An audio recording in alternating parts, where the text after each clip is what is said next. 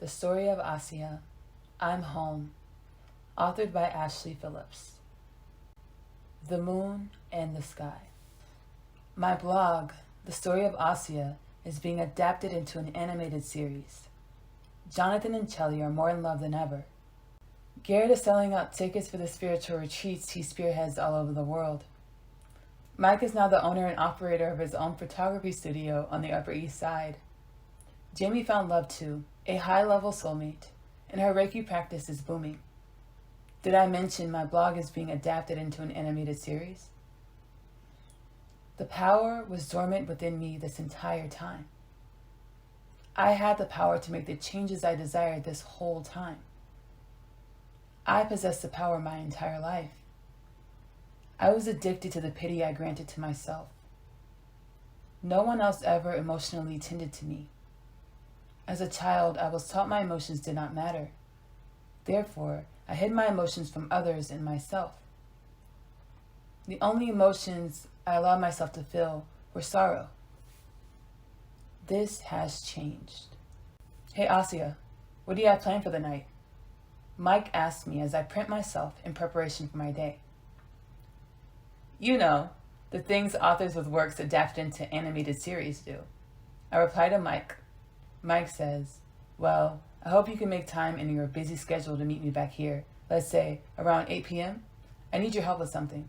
I reply to Mike, yeah, sure. What did you need help with? No time to explain. I have to go. 8 p.m. No later, no earlier, Mike says as he rushes down to the first level of the loft and out of the front door. My day consisted of writing at the coffee shop. The tech company that came to me with the offer to adapt my blogs into animated series are trusting me to keep the material coming. This I shall do. The tech company's headquarters are in Silicon Valley, Cali. The company is amping up its digital offerings through the way of content based on the things we, humans, don't talk about. You know, the esoteric woo-woo stuff that doesn't even enter into most people's worlds. So, essentially, my Silicon Valley partners are amassing a digital portal of what's to come for Earth, a gaze into the near future, if you will. It's as if the stars are finally aligning for me. I'm grateful. I now see that the pain I had endured and overcame was purposeful.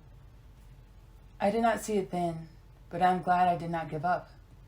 No matter how many times I wanted to, I did not give up. What am I exchanging my beautifully crafted life lessons and stories for, you ask? Well, I won't need Chase's cash deposits any longer. I won't need financial support from anyone else ever again, for that matter. I will be more than okay. It's 8 p.m. on the dot as I insert my key into the front door of the loft. I wonder what Mike needed my help with. He was acting strange this morning. That's nothing new. I couldn't pick up any pertinent information energetically. Surprise! A loft full of my friends expel with glee as I open the door. What's this? I ask Mike as he extends his arm for a great hug. Your surprise party, Asiyah. Mike answers, congratulations on your animated series deal. I say to Mike as he helps me take off my coat. Aw, thank you. Everyone is here. The gang, Alexi, Dylan, and Chase. Don't kill me, Asiyah. Mike says as he notices me recognize Chase's presence. He insisted on being here. He asked to be here. Yeah, it's cool. I say as the energy of 1,000 genuine smiles enter my heart. Is this what happiness feels like? I ask myself in this moment. Was it always this simple, yet so difficult to see? Realizing true happiness would only come with me choosing myself. Hey, Asiyah. Chase says to greet me. Hey, I reply. Can I talk to you, please? Chase asks me as his hand signals for me to join him outside on the terrace. Yeah, sure. I enter Chase as I exit the festivities in the living room to meet the frigid light breeze of the NYC air. I remember now, Chase says. You remember? I ask. Chase. I remember us, Asiyah. I remember our story, or our stories. It all came rushing back to my mind. My heart never forgot. I loved you the first moment I laid my eyes on you. My heart remembered the love we have shared since the beginning of what was, the beginning of what is. I say just before Chase continues as to not allow me to get a word in.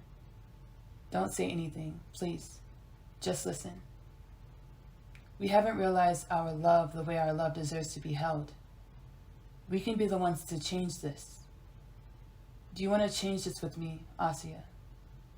Do you want to bring our love down from the higher realms by manifesting our love here on the earth plane, my Asiyah? It's funny how Chase hasn't stopped speaking, but I'm the one having trouble catching my breath. At a loss for words, but being filled with highly anticipated joy, I nod my head, yes.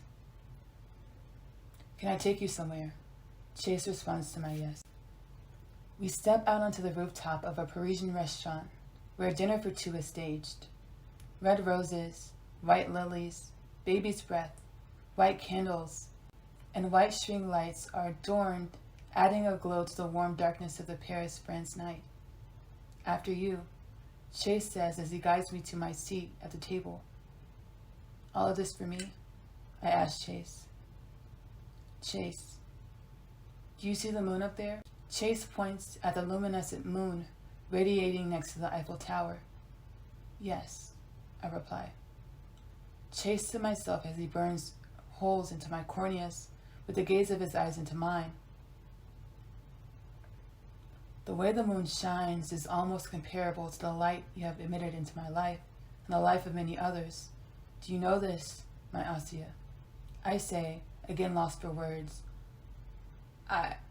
Chase continues. You don't have to answer. The question was rhetorical.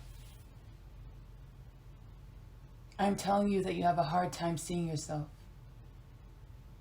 You are the moon. I am the sun that does not mind setting every day to make way for your rise. Chase stood from his seat across from me at the table on the rooftop of the Parisian restaurant, with the backdrop of the night sky accompanied by the moon and the Eiffel Tower. Chase bent down on one knee to continue. Just like the sun, I cannot exist without the moon. I cannot exist without my moon. Asiyah, will you marry me? Chase continues once again. I know our earth avatars are young,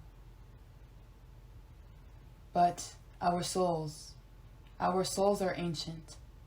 Our love is as seasoned as the energies of our beings. We don't have to do this any traditional way. We can do this our way, a way that works for us. I just want to know that you will say yes to doing life with me, however life plays out for us. Chase asks once again, Asiyah, will you marry me? In this moment, I'm not lost for words. There just aren't many words to say. There aren't many words I want to say.